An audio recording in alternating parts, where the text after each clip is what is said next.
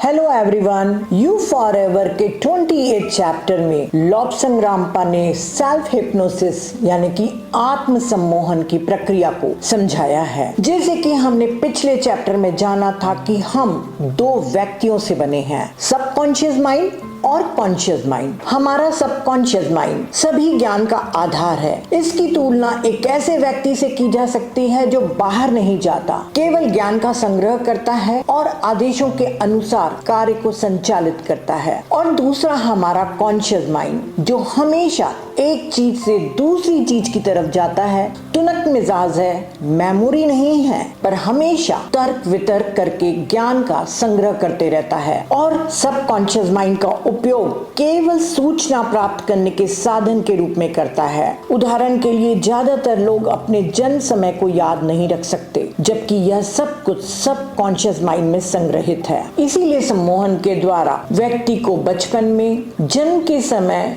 गर्भ में या पिछले जन्म में भी ले जाया जा सकता है। सारी पास्ट लाइफ की मेमोरीज भी इसी सबकॉन्शियस माइंड में सुरक्षित रहती हैं। लेकिन इस चैप्टर का उद्देश्य स्वयं को आत्म सम्मोहित करके अपने में सुधार लाना है, क्योंकि रामपा कहते हैं कि जितना हो सके आप किसी और के द्वारा सम्मोहित होने से बचें, क्योंकि जो भी व्यक्ति सम्मोहित होता है वो अपने सम्मोहनकर्ता की आवाज और उसके आदेशों के प्रति हमेशा संवेदनशील रहता है। व्यक्तिगत रूप से इसीलिए रामपा किसी और के द्वारा सम्मोहन करने से बचने के लिए कहते हैं। वे कहते हैं कि किसी विशेष कारण से इलाज के लिए सम्मोहन आवश्यक हो तो आपको अतिरिक्त सुरक्षा के उपाय होना चाहिए। उदाहरण के लिए किसी भी एक मेडिकल प्रैक्टिशनर के देखरेख में सम्मोहन न तो मेडिकल प्रैक्टिशनर के बीच में ही होनी चाहिए। रामपा कहते हैं कि एक ऐसा भी कानून बनना चाहिए ताकि सम्मोहनकर्ता स्वयं भी सम्मोहन की प्रक्रिया से गुजरे और उसके माइंड में ये बात को डाल दिया जाए कि वो कभी भी किसी भी क्लाइंट का दुरुपयोग नहीं करेगा और ये प्रक्रिया हर 3 साल में रिपीट होनी चाहिए ताकि मरीज की सुरक्षा नए सिरे से हो। अन्यथा सही मायने में मरीज मेडिकल प्रैक्टिशनर की दया पर होगा। रामपा कहते हैं कि बहुत से सम्मोहन बहुत अच्छे हैं, पर कुछ अपवाद के रूप में बहुत ही बुरे और बेईमान हैं। इसके लिए ऐसे कानून बनाने की वो सलाह देते हैं। रामपा कहते हैं कि अगर इस चैप्टर का आपने ठीक से अध्ययन कर लिया तो आपके पास वास्तव में एक ऐसी कुंजी होगी जो आपके भीतर मौजूद अकल्पित शक्तियों और क्षमताओं को खोलने में सक्षम करेगी। यदि आप सही तरीके से इस चैप्टर का अध्ययन नहीं करते हैं और सेल्फ हिप्नोसिस की प्रक्रिया में संलग्न होते हैं तो ये आपके समय की बर्बादी होगी। रामपा सुझाव देते हैं कि इसके लिए आप पहले बेडरूम में जाएं और पर्दों को खींच के डार्क कर लें। उसके बाद एक छोटी सी डिम लाइट आपकी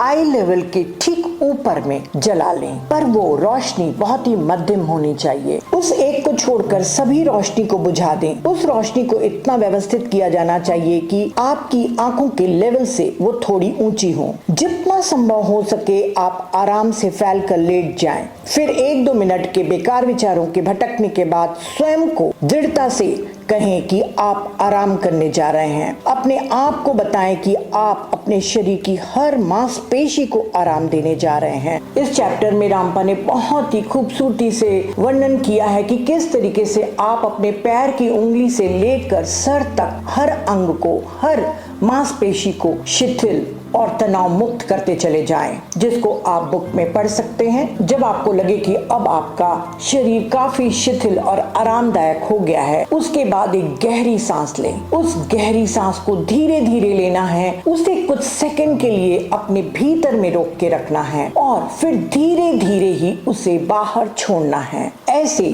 3-4 बार जब आप सांस ले लेंगे तब आपका मन भी शांत हो जाएगा। फिर रामपा कहते हैं कि अपने आप को बताएं कि आपका शरीर पूरी तरीके से आराम से शिथिल और तनाव मुक्त हो गया है। ये बार बार कहने के लिए इसलिए कहते हैं क्योंकि जितना हम अपने आप से बार बार ये कहेंगे उतना ही हमारा शरीर आत्म सम्मोहित होता चला जाएगा। तो आपको बताना है कि आपके भीतर की हर मांसपेशी शिथिल हो रही है, आपकी गर्दन की मांसपेशियां सुस्त हो गई हैं, आपके भीतर कोई तनाव नहीं है, आपके भीतर केवल सहजता, सुकून और विश्रांति है। आपका सिर भारी हो रहा है पर आपके सिर के भीतर कोई भी तनाव नहीं है। आप शांति से, सुकून से, पूरी तरीके से आराम कर रहे हैं। रामपा कहते हैं कि कोई भी प्रक्रिया करने के पूर्व आपको सुनिश्चित कर लेना है कि आपके शरीर का एक एक भाग पूरी तरह से तनाव मुक्त हो। ये केवल पहली और दूसरी बार होता है। एक दो बार की परेशानी के बाद ये बहुत ही सहज और स्वाभाविक हो जाएगा। आप आश्चर्य करेंगे कि आपने इसे पहले कभी क्यों नहीं किया। पर हमेशा ध्यान रखना है कि आपको इसे बहुत ही धीरे धीरे करना है, ज्यादा कठिन प्रयास नहीं करने हैं। यदि आप पाते हैं कि आपके शरीर का कोई भाग अभी पूरी तरीके से शिथिल नहीं हुआ है तो फिर से कल्पना करके उसको सजेशंस देके उस भाग को भी तनाव मुक्त करना है।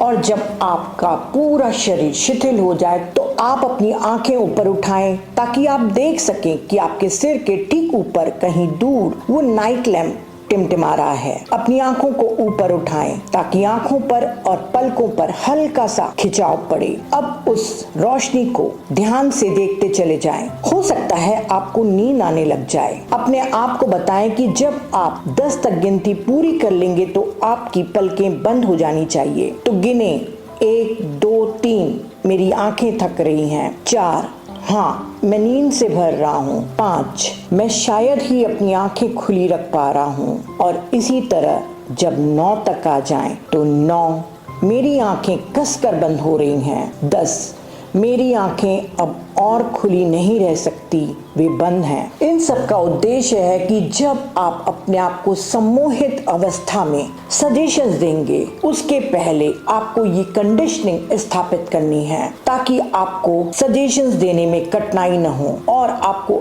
आराम में जाने की प्रक्रिया में समय बर्बाद नहीं करना पड़े। बस आपको इतना ही करना पड़ेगा कि गिनती गिनना पूरी करते ही आप ट्रांस की अवस्था में चले जाएं और यही उद्देश्य है जिसको आपको अभी प्राप्त करना है। कुछ लोगों को संदेह हो सकता है कि यदि 10 तक गिनती करने पर भी मेरी आंखें बंद नहीं हुई तो मैं क्या करूं? तो रामपा कहते हैं कि आप इसे स्वयं भी कर सकते हैं कि 10 की गिनती आते तक आप अपनी आंखों को स्वयं ही बंद कर लें। रामपा कहते हैं कि यदि जानबूझकर भी आप ऐसा करते हैं तब भी आप अपने माइंड की कंडीशनिंग करते हैं और अपने सम्मोहन की नींव को बनाते हैं। तो रामपा कहते हैं कि आप एफर्मेशन के द्वारा भी अपने आप को कंडीशनिंग कर सकते हैं। इस प्रक्रिया में जाने से पहले आप एफर्मेशन इस प्रकार बना लीजिए। जब मैं 10 तक गिनती पूरी करूंगा तो मेरी पलकें बहुत भारी हो जाएंगी और मेरी आंखें थक जाएंगी। मुझे अपनी आंख बंद करनी होगी और 10 की गिनती तक पहुंचने के बाद कुछ भी इसे खुली नहीं रख पाएंगी। जिस क्षण मैं अपनी आंखें बंद कर लेता हूँ मैं पूर्ण आत्म सम्मोहन की स्थिति में आ जाऊंगा। मैं पूरी तरह से सचेत हो जाऊंगा और जो कुछ भी होता है उसे मैं सुनूंगा, जानूंगा और अपने सबकॉन्शियस माइंड को आदेश देने में सक्षम हो जाऊंगा जो मैं चाहता हूँ। इस एफर्मेशन को बोलने के बाद फिर से आप वो वाली प्रक्रिया जो हमने पहले बताई थी वो कर सकते हैं। 1 2 3, मेरी आंखें भारी हो रही हैं। 4, मेरी आंखें थक गई हैं। 5, अब मैं खुली नहीं रख पा रहा हूँ। ऐसे करते हुए 9 में पहुंचकर आप कह सकते हैं मैं अपनी आंखें खुली नहीं रख सकता।